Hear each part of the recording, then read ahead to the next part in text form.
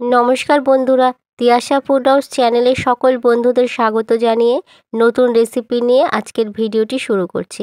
আজকে আমি আপনাদেরকে স্বাস্থ্যকর একটি জলখাবারের রেসিপি তৈরি করে দেখাবো। সেটা হলো একটি মাত্র আলু আর 1 কাপ আটা দিয়ে দারুণ স্বাদের একটি মজাদার রেসিপি আপনাদের সঙ্গে শেয়ার করব। প্রথমে আমি একটা সিদ্ধ আলুকে গ্রেট করে নিয়েছি। এইবারে গ্রেট করা আলুটাকে হাত দিয়ে ম্যাশ করে নেব। খুব ভালো করে ম্যাশ করব, যাতে একটুকু গোটা গোটা না থাকে আলুগুলো, তাহলে রেসিপিটা বানানো অতটা ভালো হবে না। তাই খুব ভালো করে হাত দিয়ে একদম সুন্দরভাবে ম্যাশ করে নেব।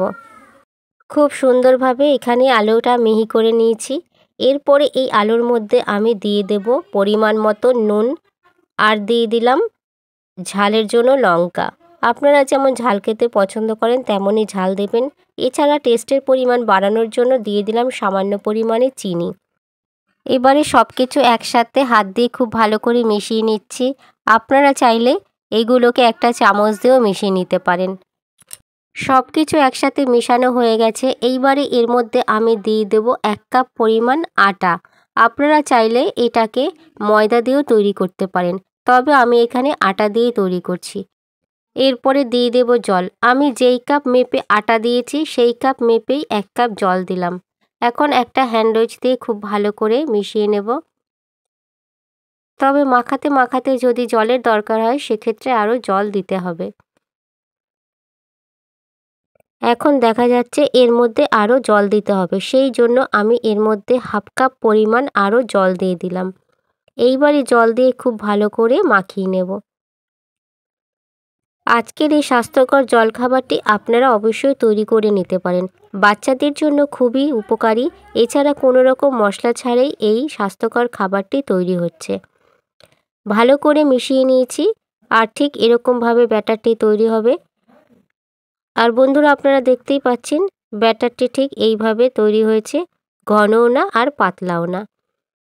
এখন এই জলখাবারটি তৈরি করে নেব। তার জন্য দিয়ে দিলাম ফ্রাইং প্যানে সামান্য তেল। একদম অল্প পরিমাণে তেল দিয়েই এই জলখাবারটি ভাজা হয়ে যাবে। ফ্রাইং প্যানের মধ্যে তেল দিয়ে তেলটা চারিদিকে ছড়িয়ে দিলাম কড়াইয়ের। তারপর 1 হাতা ব্যাটার কড়াইয়ের মধ্যে দিয়ে দিলাম, আর হাতাটা দিয়ে এরকম ঘুরিয়ে ঘুরিয়ে গোল করে দিয়ে দিয়েছি ব্যাটারটিকে। তাহলে চারিদিকটা সমান থাকবে আর ভাজাটাও ভালো হবে। এইভাবে আমি 2 পিঠ ভালো করে ভেজে নেব।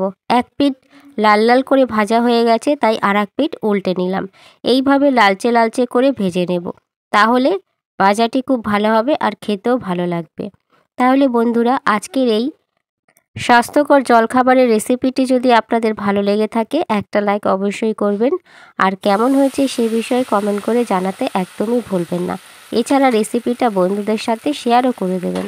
পরবর্তী এই ধরনের আরও নতুন নতুন রান্নার ভিডিও পাওয়ার জন্য চ্যানেলটিকে অবশ্যই সাবস্ক্রাইব করবেন, আর পাশে থাকা বেল অপশানে ক্লিকও করে দেবেন, যাতে পরবর্তী রান্নার নোটিফিকেশান আপনার ফোনে প্রথমেই পৌঁছে যায়।